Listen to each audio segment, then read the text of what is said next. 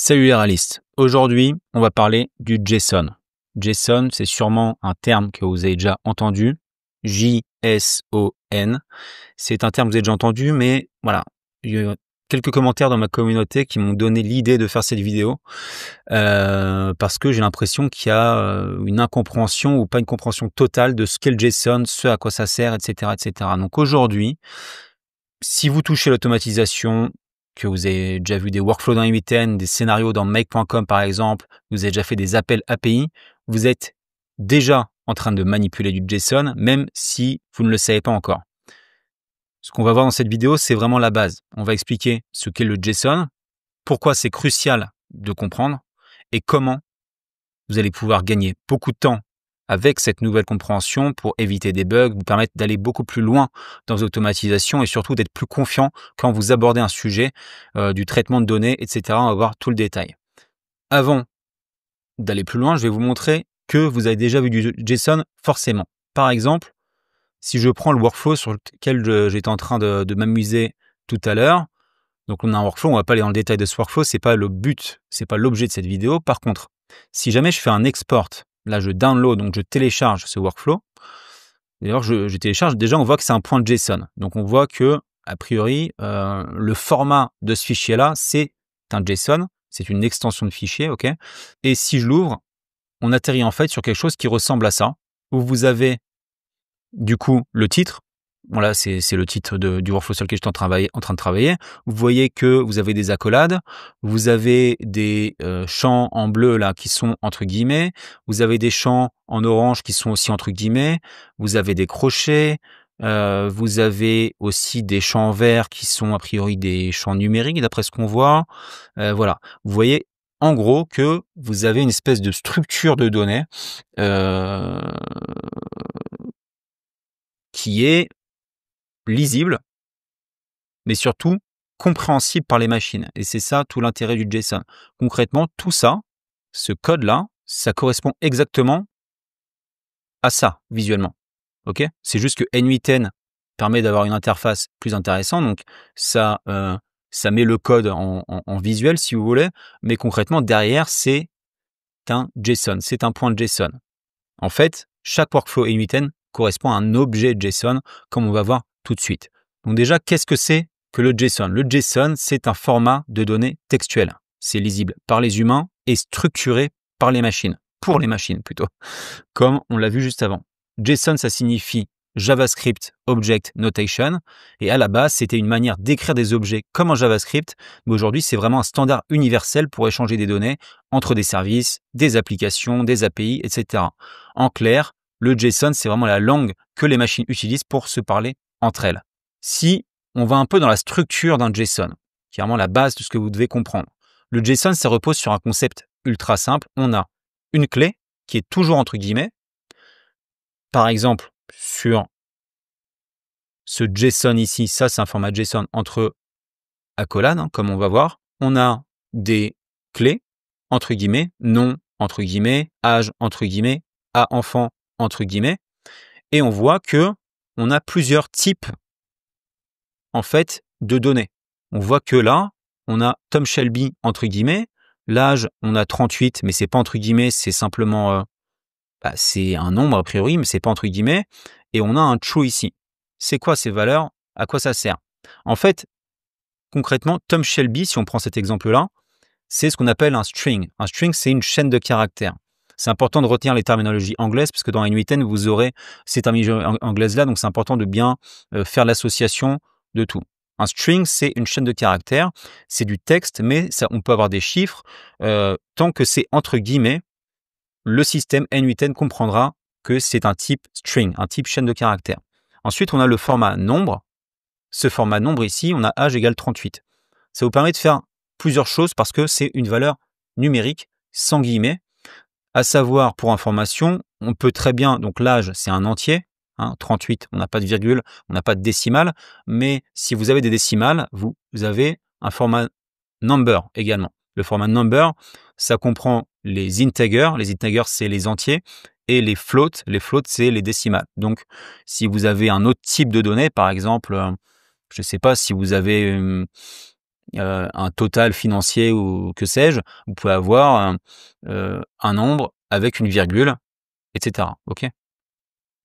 Ensuite, on voit ici qu'on a un autre type de données encore, on a A enfant égale true. True, c'est quoi? En fait, c'est simplement un booléen. Un booléen, c'est quoi? C'est un type de données qui n'a que 2 valeurs en sortie, true or false, vrai ou faux. À savoir, dans N8N, le true et le false sont toujours en anglais et en minuscule, pour information. OK? On a un autre type de données qu'on va voir juste après, qui est une array. Array, c'est l'équivalent d'un tableau qui permet de faire une collection de valeurs entre crochets. Par exemple, on peut avoir des numéros de téléphone en disant numéro de téléphone principal, numéro de téléphone fixe, que sais-je. En tout cas, quand on stocke plusieurs valeurs pour un même champ, on utilise le type de données array. Et le système comprend qu'on est sur un type array quand on est entre crochets. OK? Et ensuite, on a le type object, qui est une structure imbriquée entre accolades. Donc là, on est sur un object extrêmement simple. OK? On a un object avec simplement une clé et une valeur. OK? Donc la clé, c'est rue et la valeur, c'est 12 rue des Piquis, qui est un string, un format string. OK? Et l'adresse, c'est un format object. Donc un format object, on voit déjà que ça peut contenir un ou plusieurs, comme on va voir, mais un ou plusieurs sous-clés, en fait, quelque part. Rue, c'est une clé de format string. On pourrait avoir une clé de format booléen en plus, etc. Tous séparés par des virgules. Un objet peut contenir tout sous-type de données, peut contenir des objets, peut contenir des arrays, peut contenir des booléens, des numbers, des strings. OK? On va voir tout le détail, mais c'est pour donner un peu déjà la base. Là, on est vraiment sur la base de ce qu'est le JSON. Si on entre un peu dans le dur, on va prendre un exemple concret pour aller un peu dans le dur, parce que c'est aussi ça qui est intéressant. Ça, c'est un exemple complet d'objet JSON qui pourrait définir une fiche de contact. Donc là, on est sur la fiche de Tom Shelby pour les amateurs de Peaky Blinders. OK. On a le nom Tom Shelby. On pourrait même séparer un prénom Tom, nom Shelby. Là, on est sur une démo, hein, bien sûr. Nom Tom Shelby, âge 38, a des enfants false, numéro de téléphone. Voilà. Donc là, si on fait le lien avec ce qu'on a vu juste avant, hein, on voit que le nom, c'est bien une chaîne de caractères, c'est un string. L'âge, c'est un nombre. A des enfants, c'est un booléen, false ou true. Numéro de téléphone, c'est une array, donc entre crochets. Et l'adresse, ici, c'est bien un objet qui commence par une accolade, qui finit par une accolade. Et l'objet JSON adresse comprend 3 sous-clés, en fait. Une clé rue de format string, une clé ville de format string et une clé code postal. Ici, on l'a mis en format string parce qu'on est sur un code postal anglais. Si on était... oui, ça fait pas de sens de mettre un format number sur un code postal parce que, bon, on va rarement faire des additions entre code postal. Voilà, donc ça fait beaucoup plus de sens de mettre le code postal en string, mais on pourrait très bien avoir d'autres données. On voit, pour info, que quand on sépare des données dans un objet, donc là, entre les deux accolades, on les sépare avec des virgules. OK, ça, c'est un point très important. La dernière clé n'a pas de virgule. La dernière clé avant l'accolade n'a pas de virgule. Et donc, l'adresse, c'est un objet. Et on voit que la totalité de tout ça, c'est également un objet. Donc là, on a un objet JSON qui contient une clé string, une clé number, une clé booléenne, une array et un objet. Donc encore une fois, ça va dans le sens de ce que je vous disais tout à l'heure, où un objet peut contenir tout type de données, même des sous-objets. Donc on peut encapsuler plusieurs objets comme ça à la suite. OK? Ça, c'est une fiche de contact classique. Et du coup, on va directement aller voir ce que ça donne côté N8N. Donc là, je suis sur un nouveau workflow côté N8N. OK? Bon, on va déjà, pour la démo, on va faire un petit trigger manuel. OK? Et on va ajouter un set node. Un set node, c'est simplement un node très important qui permet de faire plusieurs choses, qui permet en gros, de définir des champs et d'affecter des valeurs à certains types de champs, comme on va voir tout de suite. Set node.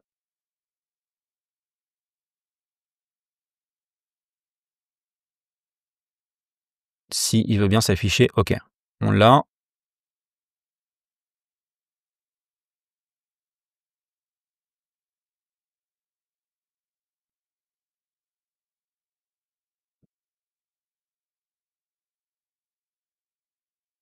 Donc dans le set node, on va pouvoir aller ajouter des champs.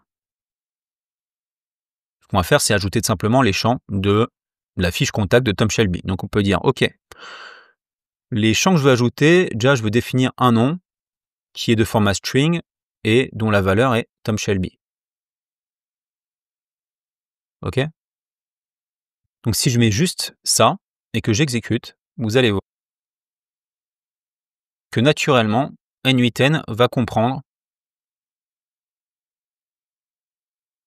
que Tom Shelby, c'est bien un string. Il a bien mis Tom Shelby entre guillemets. OK?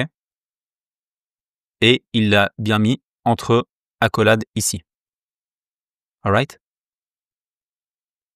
Vous voyez qu'on est sur un format JSON en sortie ici. Mais qui est le vrai type de données qu'on a en sortie en fait. Mais ce qu'il faut savoir, c'est que vous pouvez aller visualiser ce type de données sous un format table avec le nom, donc le nom de la colonne qui ici s'appelle nom et la valeur qui ici est Tom Shelby, et vous pouvez aussi visualiser ça sous un format schéma où on a cette visualisation-là, sachant que derrière, c'est vraiment ce format-là qui va être poussé au node consécutif dans notre workflow N8N. Donc, ici, on a ajouté le nom, on va également ajouter l'âge. Et sur l'âge, je vais vous montrer quelque chose. Donc là, je vais ajouter deux types d'âge différents. Je vais ajouter l'âge de Tom, donc qui est un format nombre, qui est, on va dire, donc on avait dit qu'il avait 38. Et je peux ajouter également un autre type nombre en disant, voilà, ça c'est l'âge de Bill par exemple, ou Billy. Billy. Je sais plus comment il s'appelle son frère, je crois que c'est Billy. On va dire qu'il a 35. Bon, en vrai, il est même plus âgé dans la série, donc c'est pas très grave.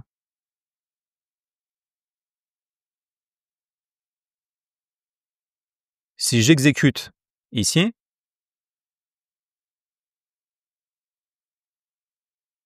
donc on a bien l'ensemble finalement des champs entre guillemets. Donc là, on a un objet finalement en sortie avec une valeur nom qui a comme valeur, enfin une clé nom qui a comme valeur Tom Shelby, une clé hTom qui a comme valeur 38. On voit que les types de champs sont d'ailleurs de couleurs différentes, que le type string est en violet et que le type number est en vert ici. Donc hTom, hBilly. Ce qui est intéressant, c'est simplement d'aller faire un petit quelque chose. Vous allez voir tout de suite.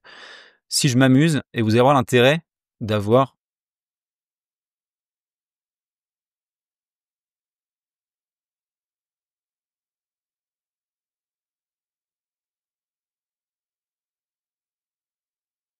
Vous allez voir l'intérêt d'avoir un format number. Par exemple, mettons que là, j'ai simplement ça en entrée et j'ai envie de savoir la différence d'âge entre Tom et Billy, par exemple. OK?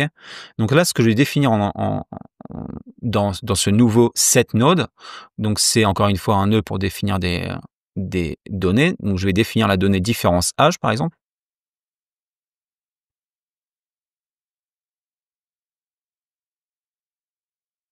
Qui est de type number.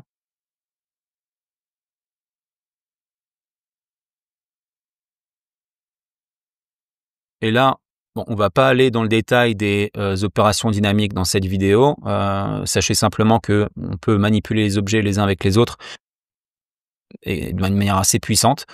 J'ai une vidéo très complète dans ma communauté, mais je ferai certainement une vidéo pour YouTube également. Je pense que c'est un point important. Et simplement, si je dis OK, je veux hTom moins hBilly,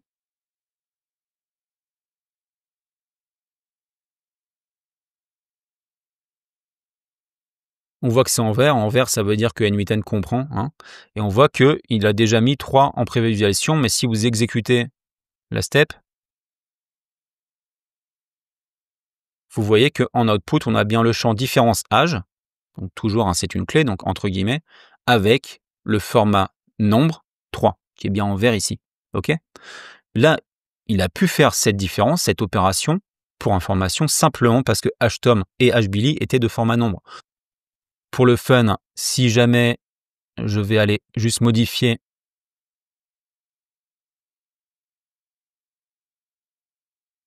hBilly en format string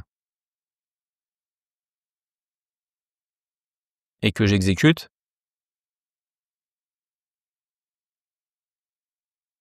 on voit que naturellement, hein, n8n a bien mis 35 entre guillemets, ok, l'âge de Billy, parce qu'on est sur un format string, et du coup le node d'après, qui est censé calculer la différence d'âge entre Tom et Billy, si je le réexécute,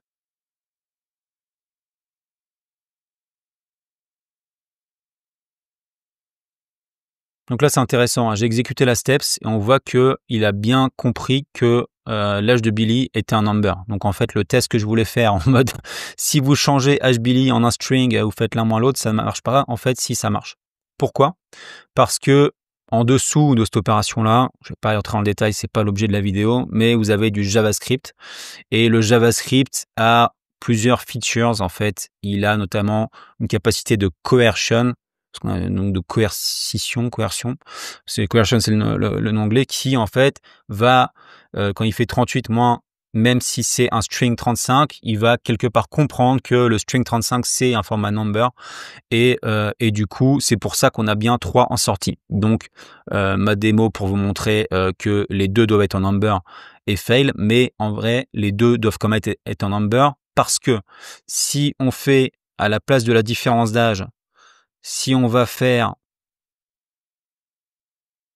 la somme des âges, ok, si je dis somme âge par exemple,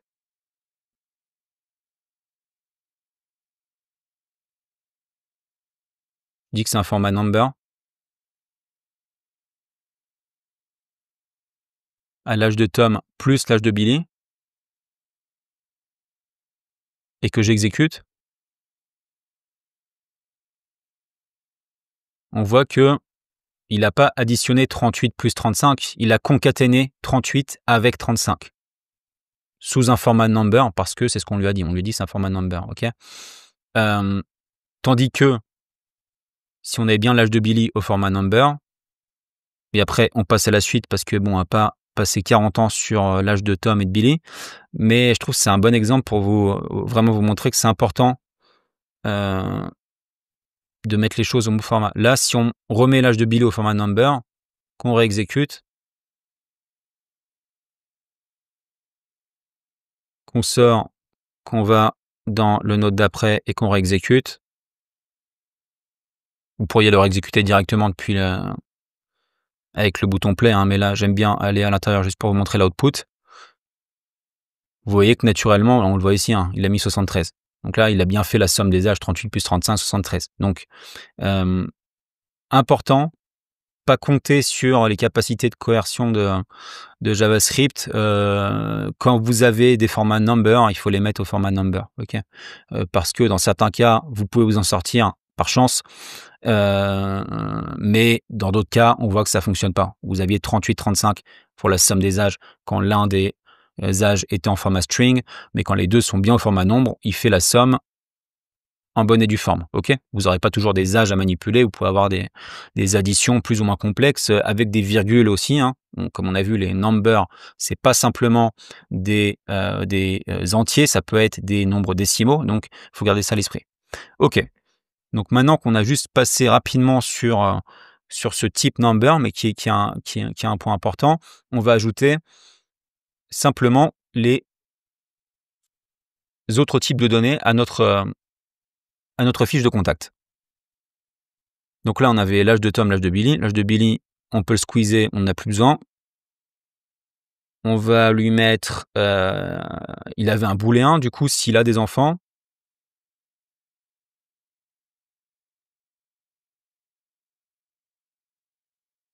vous voyez, pour info, hein, que tous les types de données qu'on a vus, c'est disponible directement au niveau du set node.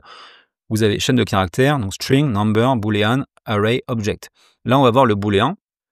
Donc, est-ce qu'il a des enfants? Le booléen vous permet simplement d'avoir deux valeurs en output, soit false, soit true. Dans notre cas, on va mettre true.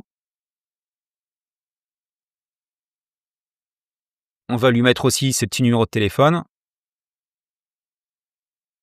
Bon, mais numtel, on va pas non plus.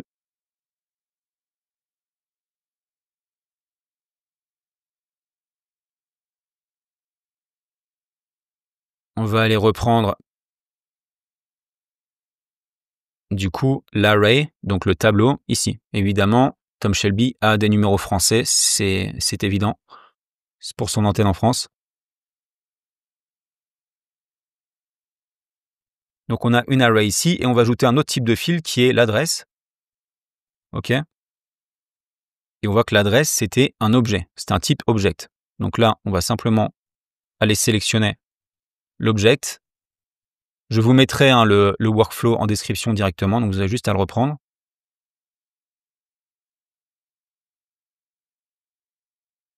Donc on a l'adresse et on va lui mettre un format object. Et l'object, c'est tout simplement le JSON ici.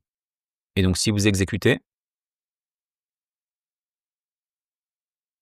on a bien en output tous les éléments qui constituent la fiche de Tom Shelby. On a son nom, son âge, est-ce qu'il a des enfants, true ou false, ses numéros de téléphone, son adresse, avec des sous-clés, rue, ville, code postal.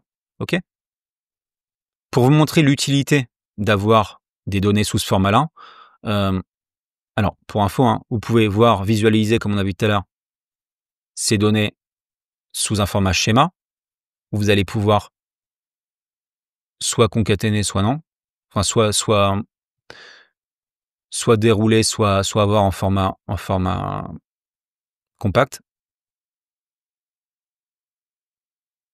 pour les données qui ont des sous-champs. OK? Et vous voyez aussi que le numtel, qui est une array, automatiquement, il a attribué des noms, finalement, aux données constitutives du tableau. Par exemple, le numtel avec array, avec cette première valeur, cette deuxième valeur, il attribuait numtel 0 à la première valeur, numtel 1 à la deuxième valeur. Ça, c'est un point intéressant à observer. Vous avez aussi la vue table que je n'utilise absolument jamais, a priori, à vrai dire. De temps en temps, si. Mais vraiment, pour moi, j'aime vraiment la vue JSON, c'est vraiment avec ça, et la vue schéma, qui est assez utile de temps en temps aussi. Mais la vue JSON, on voit vraiment la vraie donnée qui est transmise.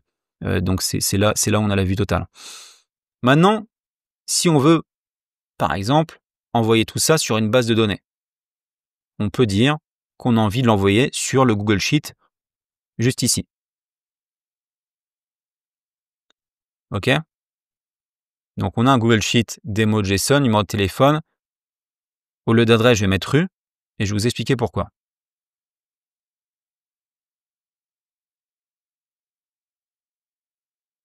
Si je retourne sur mon NUITN,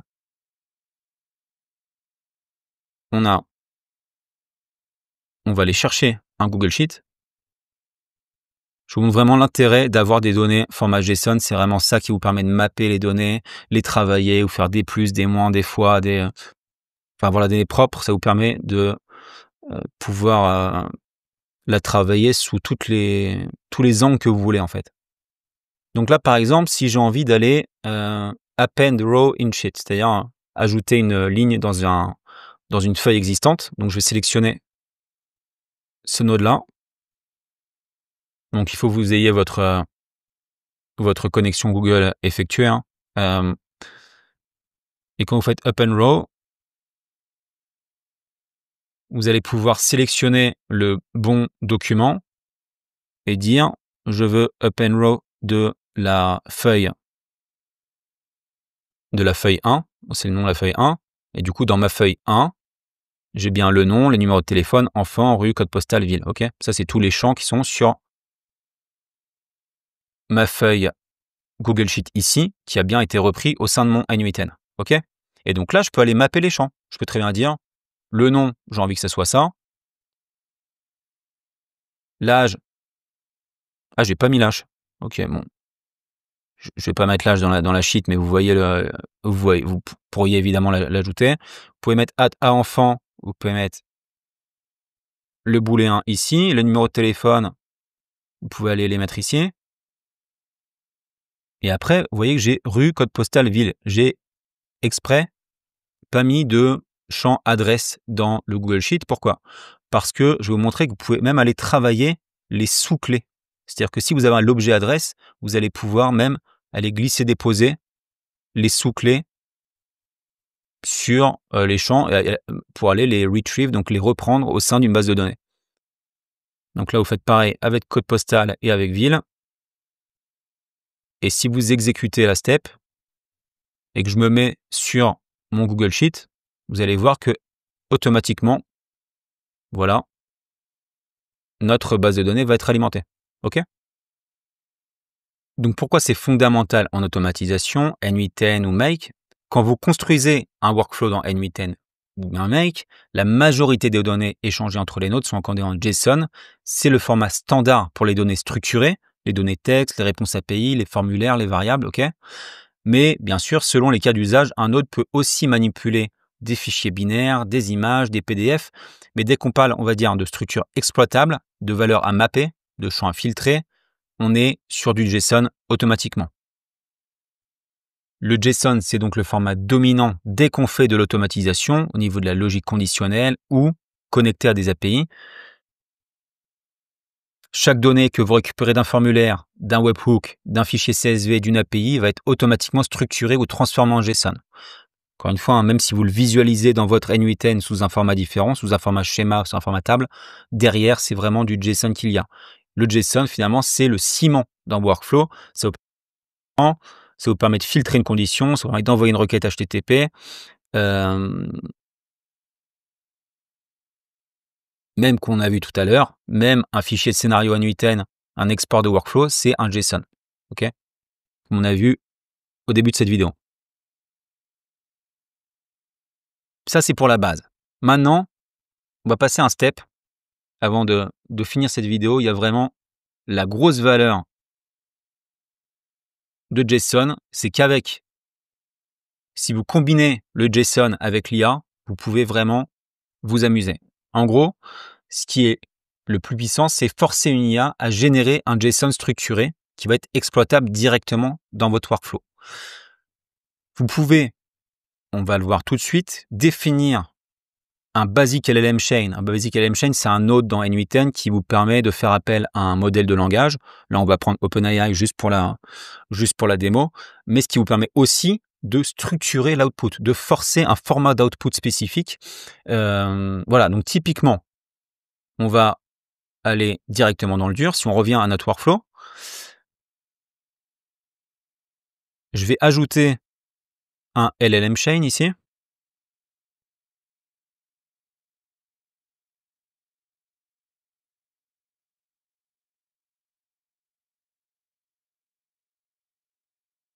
Je vais lui dire define below.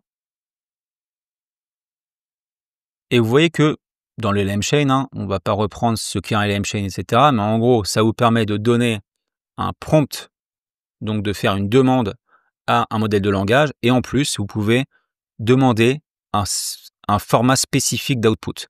Donc, au niveau du prompt, si on lui donne le prompt suivant,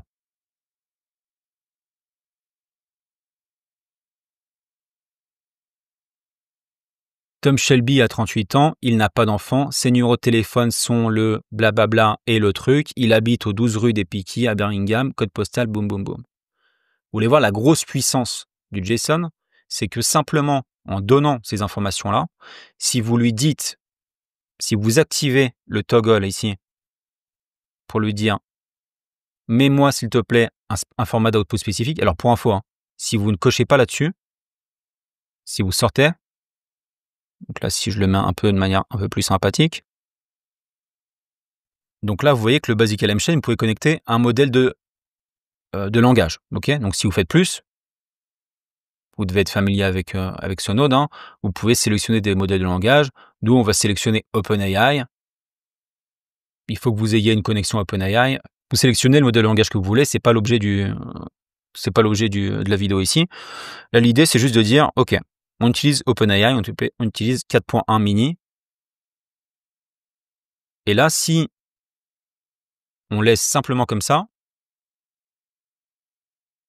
et qu'on exécute,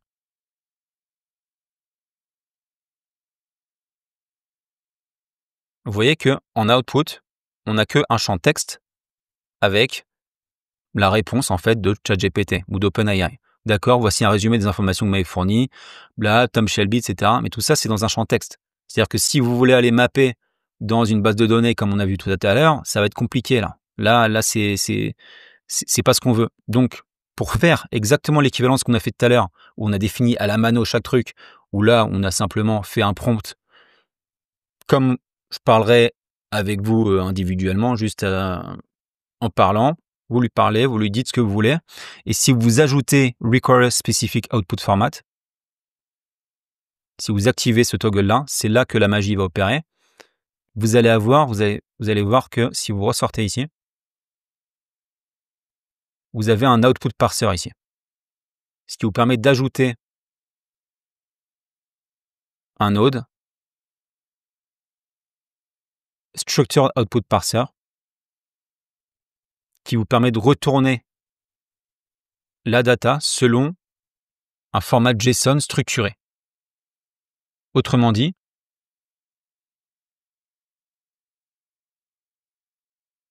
si vous voulez avoir l'output sous ce format-là,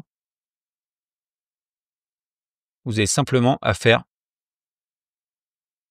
copier, vous revenez,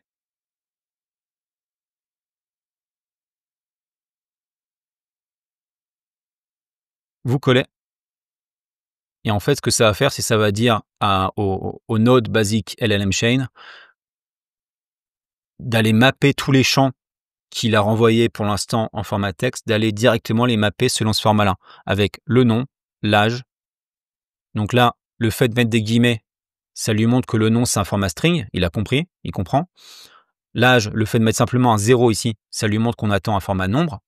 OK. Le fait de dire à des enfants false, ça lui montre qu'on attend un booléen. Numéro de téléphone, le mettre entre crochets, ça lui montre qu'on attend un type array. Et le fait de mettre adresse avec entre accolades, ça montre que adresse, c'est un objet avec les sous-clés rue, ville, code postal qui, elles, sont des clés de type string. OK. Et donc là, une fois que vous avez ça, si vous réexécutez la même chose, vous allez voir la magie du truc. Vous allez réexécuter ici. Et automatiquement, vous avez l'output sous ce format-là, avec nom, âge, à des enfants, numéro de téléphone, adresse, rue, ville, etc. En format JSON. OK. Et donc ça vous permet de faire quoi? Ça vous permet de faire beaucoup de choses en fait. Parce qu'une fois qu'on est là, vous allez pouvoir faire exactement ce qu'on a fait avant avec le Google Sheet.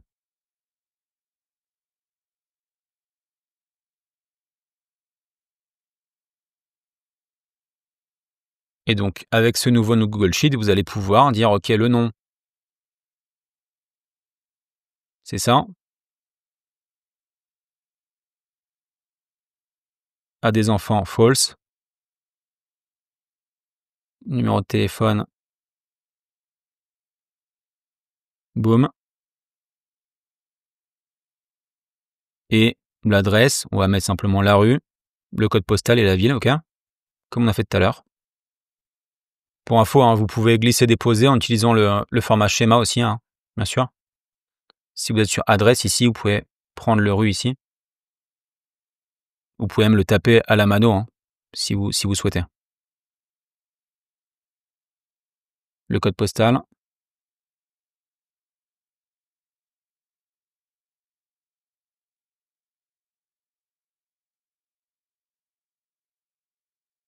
La ville. OK. Et donc là, je suis là. Et donc, si j'exécute cette étape du workflow et que je me mets sur ma Google Sheet, normalement, on a une nouvelle ligne. Bon, ça va être la même ligne, hein, qui va être mise parce que j'ai mis exactement les mêmes informations en entrée. Ah oui, j'avais mis false cette fois-ci.